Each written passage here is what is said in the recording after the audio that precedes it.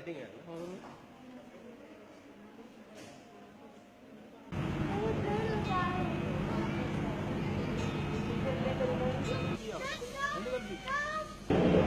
ఈ సంవత్సరం paper centre ఎవరు కూడా ఇంటర్మీడియట్ ఎంసెట్ తో పరిపూర్ణంగా అనుభవం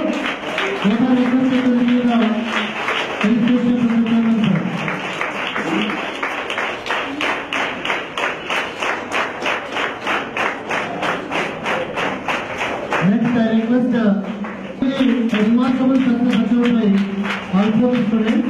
It's a great privilege to the Alphabet management. Followers of the please answer. Parents will be extremely secured by G. Manaswini Reddy. G. Manaswini Reddy. Next, 1016. Requested to come on days to receive the felicitation. Next event is from the chairman sir.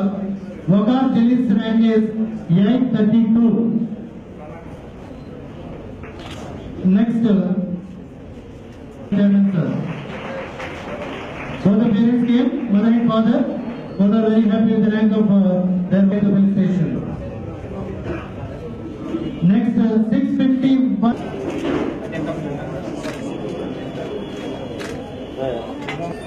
Wood bench, children. Have smile on your face, boys and girls.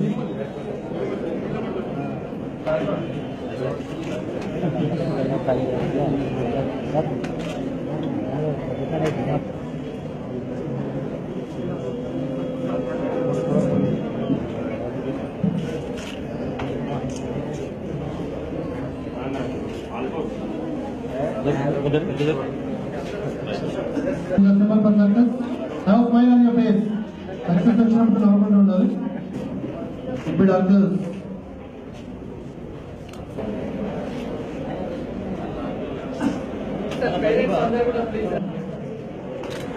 Auditorium తీసుకొని function చేయాల్సినటువంటి పరిస్థితి come and share the happy moments of their children. There will be many riders. Near future. మార్కులు కలిపింది general అసలు అది దారుణంగా ఇక్కడ గురుగా చెప్పారు. ఆ ప్రెస్ మీట్ కూడా మనం చూస్తా ఉంటే చూడండి. అంటే దీంట్లో ఎన్నిసార్లు పెట్టినా ఇది ఎంసెట్ 3లో సో ఎంత అయినా కూడా ఈ దాన్ని క్లియర్గా ఖండించాల్సిందే. ఏది ఏమైనా మరి వాళ్ళ అవుట్పుట్స్ విషయానికి వచ్చినట్లయితే మన కోచింగ్ అనేది రన్ అవుతుంది. అదే 500 లోపు ర్యాంక్ పిల్లలు చూసుకున్నట్లయితే ఎంసెట్ మనలో 15 మంది, మూడో ఎంసెట్ లో 21 మంది పిల్లలని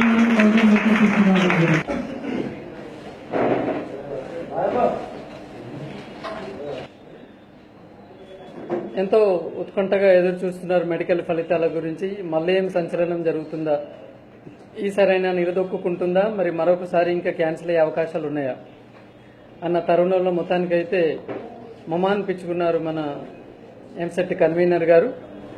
ఓకే, ఏది ఏమైనా దీన్ని సద్వినియోగం చేసుకున్న వాళ్ళ సంఖ్యనే ఎక్కువ ఉంది అనేది మనం తప్పదు. అది రాష్ట్రం మొత్తం మీద చూసుకున్నట్లయితే ఇవాళ ఎవరైతే కాపీ రాయిలు ఉన్నారో వాళ్ళందరూ పక్కకు పోవడం, దాని ద్వారా కష్టపడి చదువుతున్న పిల్లలందరూ కూడా ఈ ఎంసెట్ 3 ద్వారా ర్యాంకులు సంపాదించుకుని వల్ల సంతోషంగా ఉన్న పిల్లల సంఖ్య ఎక్కువ ఉంది అని చెప్తున్నాను. అది చాలా సంతోషకరం. తెలంగాణ ప్రైవేట్ జూనియర్ కళాశాల యాజమాన్య సంఘం తరఫున ఈరోజు మరి ముఖ్యంగా ప్రెస్ మీట్ పెట్టడంలో ఒకటే ఉద్దేశం. మరి ఇప్పటికే 2 సార్లు ఎంసెట్ క్యాన్సిల్ అయింది. మరి 3వసారి ఎంసెట్ కండక్ట్ చేయబోతున్నాం అన్నప్పుడు చాలా ప్రతిష్టాత్మకంగా తీసుకొని మన ముఖ్యమంత్రి గారు, గవర్నమెంట్ చాలా ప్రతిష్టాత్మకంగా దీన్ని తీసుకోవడం జరిగింది. తీసుకోవాల్సిన అవసరం కూడా ఉంది. మరి మొన్న జరిగిన ఎంసెట్ పేపర్ చూసిన తర్వాత ఒకసారి ఆలోచించినట్లయితే పరీక్ష రాసిన తర్వాత 35,000 మందిలో ఎవరిని కదిలిచ్చినా ఒకటే, ఇంత చెత్త పేపర్ అయితే మేము ఎప్పుడు చూడబోమండి అని చెప్పడం జరుగుతుంది. నిన్న మొన్న వరకు కూడా మేము ఎందుకు నోరు మెదపకుండా ఉన్నాము అని చెప్తే ఇది రిజల్ట్స్ పైన ప్రభావం పడవచ్చు, లేకపోతే ఇంకో రకంగా ముందరికి వెళ్ళొచ్చు అని చెప్పేసి మేము అడగలేదు. కానీ ఈరోజు ఖచ్చితంగా మేము కన్వీనర్ గారిని అడుగుతున్నాం యాజమాన్య సంఘం తరఫున, ఏంటండి మీరు ఇంత ప్రతిష్టాత్మకంగా జరుగుతున్న పేపర్లో ఇన్ని తప్పుల తడక, మీరు శుభ్రంగా ఇవాళ 8 మార్కులు కలిపినమని చేతులు దులుపుకోవడం ఏమాత్రం కూడా అది బాలేదు. 16 తప్పులు అన్నారు, కొద్దిమంది అయితే 20 తప్పులు అన్నారు. మీరు దేనికి కూడా వివరణ ఇవ్వలేదు.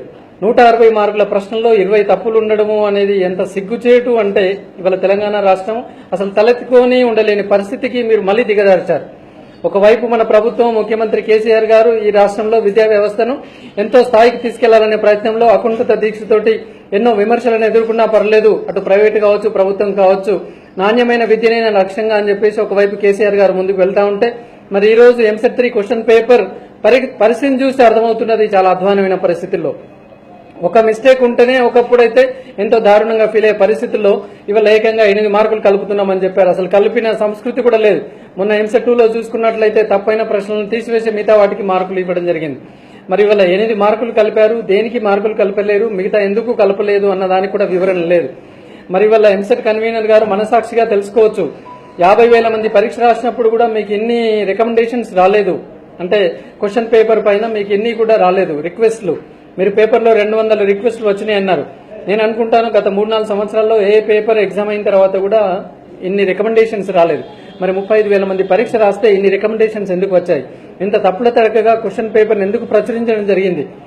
నార్మల్ మిస్టేక్స్ √200 అనే 20 ఉండ దగ్గర √200 అని ఉంటుంది గ్రామటికల్ మిస్టేక్. తర్వాత ఇంకా దారుణమైన విషయం ఏమంటే ఎంసెట్ మెడికల్ పేపర్ ఫిజిక్స్ అనేది జనరల్లీ పిల్లలు 40 మార్కుల పేపర్కి 4 సంవత్సరాల నుంచి ప్రిపేర్ అవుతారు. అంటే ఫిజిక్స్ అంత కఠినంగా ఉంటుంది. ఇవాళ 40 మార్కుల ఫిజిక్స్ లో 30 మార్కుల question paper physics ordinary 9th class పిల్లవాడు సాల్వ్ చేసే విధంగా ఉంది. ఇవాళ మేము ఒకటే అడుగుతున్నాం, మీరు ఎంసెట్ అని ఇంత పిల్లలు సీరియస్ గా ప్రిపేర్ అవుతున్న పరిస్థితుల్లో ఇంత అధ్వానమైన పేపర్ ఎందుకు ఇవ్వాల్సి వచ్చింది? అసలు 30 ప్రశ్నలు అంత తేలిగ్గా ఎందుకు ఇచ్చారు? చాలా సీరియస్ గా ప్రిపేర్ అయిన పిల్లవాడు చాలా లోతుగా ఆలోచిస్తాడు. మీరు ఇచ్చిన క్వశ్చన్లు చూస్తూ ఉంటే అది ఎందుకు కూడా పనికిరాని క్వశ్చన్లు ఉన్నాయి. మరి మిగిలిన 10 క్వశ్చన్లు చూసుకున్నట్ల 5 క్వశ్చన్లు మీరు అనుకున్నట్టుగా కఠినతరంగా ఉన్నాయి, మేము ఒప్పుకుంటాం. కానీ ఇంకా 5 ప్రశ్నలు అసలు అసంబద్ధంగా, అసలు పూర్తి క్లారిటీ లేకుండా ఉంది. ఒక ఐఐటి క్వశ్చన్ పేపర్ చూసినట్లయితే ఫిజిక్స్ లో ఆల్మోస్ట్ ఆల్ సగం క్వశ్చన్లకి డయాగ్రామ్ ఇస్తాడు, వాడు క్లారిటీగా ఉంటుంది. బట్ ఇవాళ ఫిజిక్స్ పేపర్లో ఏది కూడా క్లారిటీ లేకుండా ఉంది. అంటే ఇవాళ మేము మాట్లాడడం ద్వారా మేమేదో పేపర్ కఠినముంది అనట్లేదు, పేపర్ చెత్తగా ఉంది అని చెప్తున్నాం. మేము ఇక్కడ కఠినమైన పేపర్ని ఇవాళ పిల్లలు సాహసోపేతంగా ఎదుర్కోవడానికి రెడీగా ఉన్నారు. కేసీఆర్ గారి యొక్క సలహాల మేరకు దయగలిగి ఇవాళ పిల్లలందరూ కూడా చాలా కఠినంగా చదువుతున్నారు. ఇవాళ పేపర్ కఠినంగా ఉందని నేను అనట్లేదు, పేపర్ వర్స్ట్ గా ఉందని చెప్తున్నాను. పేపర్ యొక్క పరిశీలన బాగలేదని మేము చెప్పడం జరుగుతుంది. బాటనీ విషయంలో చూసుకున్నట్లయితే ఆల్మోస్ట్ ఆల్ 8 ప్రశ్నలు ఇవాళ అసర్షన్ రీజనింగ్ పేరు మీద ఇవ్వడం జరిగింది. ఎక్కడ కూడా ఇంతవరకు గతంలో చూసుకున్నట్లయితే 4 లేదా 5 ప్రశ్నలు అసర్షన్ రీజనింగ్ ఉండేది. ఇవాళ 8 ప్రశ్నలు అసర్షన్ రీజనింగ్ మీద ఇచ్చారు మీరు. అట్లాగే అసర్షన్ సింగిల్ స్టేట్మెంట్ ఇచ్చారు, రీజనింగ్ ను ఒక 6-7 లైన్ల విస్తరణలో ఇవ్వడం జరిగింది. దానికి పిల్లవాడు ఎంతగా సమయం వృధా అక్కడ అవుతుంది అంటే చెప్పడం కాదు. తర్వాత మీరు ఇంకొకటి కన్వీనర్ గారు ఏం చేసి ఉంటారంటే ఓన్లీ ప్రశ్న సిలబస్ ని మాత్రమే పేపర్ సెట్టర్కి ఇచ్చి ఉన్నారు. ఇక్కడ పేపర్ సెక్టర్ అసలు తెలుగు అకాడమీ పుస్తకాన్ని ముందు పెట్టుకోలేదు. ఇంతవరకు ఇన్ని సంవత్సరాల్లో ఎంబీబీఎస్ పేపర్ ఎలా ఉండేది అంటే తెలుగు అకాడమీకి అనుకూలంగా పేపర్ తయారు చేసి ఉండేది. ఐఐటి పేపర్ అనేది ఇట్స్ అబ్నార్మల్, ఎక్కడికైనా వెళ్ళొచ్చు. అవుట్ ఆఫ్ సిలబస్ అనేది ఐఐటీలో లేదు. ఎంసెట్ ఇంజనీరింగ్ లో కూడా అకాడమీల నుంచి అడగాలని రూల్ లేదు. కానీ ఎంసెట్ మెడికల్లో మన గత 20 సంవత్సరాల నుంచి చూసినప్పుడు కూడా ఎప్పుడు కూడా తెలుగు అకాడమీకి అనుసంధానంగా ఉండాలని చెప్తాం. మరి వల్ల బాటనీ పేపర్ తయారు చేసిన కావచ్చు, కెమిస్ట్రీ పేపర్ తయారు చేసిన కావచ్చు, ఏమాత్రం కూడా తెలుగు అకాడమీని అసలు వాళ్ళు దృష్టిలో పెట్టుకోలేదు. తెలుగు అకాడమీలో ఒక లాంగ్వేజ్ ఆఫ్ దాంతో టెక్స్ట్ బుక్ రైటింగ్ ఉన్నట్లయితే ఇక్కడ ఒక లాంగ్వేజ్ తో ఇచ్చారు. అంటే తెలుగు అకాడమీని కంప్లీట్ గా విస్మరించి వాళ్ళ పేపర్ తయారు చేయడం జరిగింది. వాళ్ళ పేపర్ బాటనీ తర్వాత కెమిస్ట్రీ పేపర్ తయారు చేసిన వాళ్ళని చూసి నాకు అర్థమవుతుంది. ఈవెన్ ఫిజిక్స్ పేపర్ ఒకే ఒక paper zoology very genuine paper ఉంది. నేను ఈజీ అనట్లేదు, టఫ్ గురించి మాట్లాడట్లేదు. టఫ్ అని మేము ఎప్పుడు అనం, మీరు ఎంత టఫ్ ఇస్తే అంత సంతోషిస్తాం.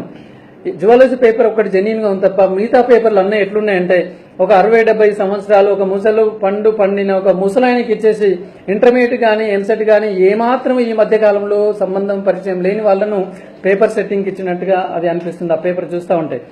ఇవాళ చాలా మంది పిల్లలు కూడా 35,000 మంది పిల్లలు పరీక్ష రాసి ఇవాళ ర్యాంక్ వచ్చిన వాళ్ళు కావచ్చు, రాని వాళ్ళు కావచ్చు, అందరూ చెప్పేది ఏంటంటే ఇటువంటి పేపర్ దయచేసి మళ్ళొకసారి పునరావృతం చేయకూడదని చెప్పేసి పిల్లలందరూ వేడుకుంటున్నారు. మరి సందర్భంలో అందరూ మౌనంగా ఉన్న పరిస్థితిలో ఎవరో ఒకరు దీన్ని ఖండించాల్సిన బాధ్యత ఉంది. తెలంగాణ ప్రైవేట్ జూనియర్ కాలేజ్ యాజమాన్య సంఘం దీన్ని మేము తీవ్రంగా పరిగణిస్తున్నాం. అసలు కన్వీనర్ గారు ఏమాత్రం దాన్ని కనికరంగా మానవతా దృక్పథంగా ఆలోచిస్తే మీరు వెంటనే మీ కుర్చీని వదిలి వెళ్ళిపోవాల్సింది. అసలు 8 మార్కులు తప్పు జరిగింది అని కలిపారు. 8 మార్కులకు ఎవరు బాధ్యత వహిస్తారు చెప్పండి కన్వీనర్ గారు? ఇది పూర్తి బాధ్యత మీదే. అసలు మీకు ఇంకా క్షణం కూడా మళ్ళీ అసలు జేఎన్టీలో కూర్చుని ఏమాత్రం బాధ్యత లేదు. ఇంకొకసారి మీరు ఇటువంటి బాధ్యతలను కూడా తీసుకోకూడదు. నేను సీఎం గారు కూడా విన్నవించేది, ఇలాంటి క్లిష్టమైన పరీక్షలను దయచేసి మంచి వాళ్ళకు పేపర్ సెట్టింగ్ ఇవ్వాలి. ఏదైనా తప్పులు ఉంటే వాళ్ళకు కఠిన శిక్ష విధించే విధంగా ఉన్నప్పుడు మాత్రమే ఇలా కన్ఫ్యూజింగ్ బిట్స్ అనేది రావు అని చెప్పేసి మేము కోరుకుంటూ, ఏదేమైనా ఇలాంటి పేపర్ మళ్ళీ ముందు రోజుల్లో ఎక్కడ కూడా ఎదురు కాకూడదని చెప్పేసి మా యాజమాన్య సంఘం తరఫున మేము చేస్తూ, మరి కన్వీనర్ గారు తప్పకుండా దీని బాధ్యత వహించేసి అసలు తను ఈ జాబ్ నుంచే దూరంగా వెళ్తే బాగుంటుందని చెప్పేసి మా యాజమాన్య సంఘం భావిస్తుంది. Thank you.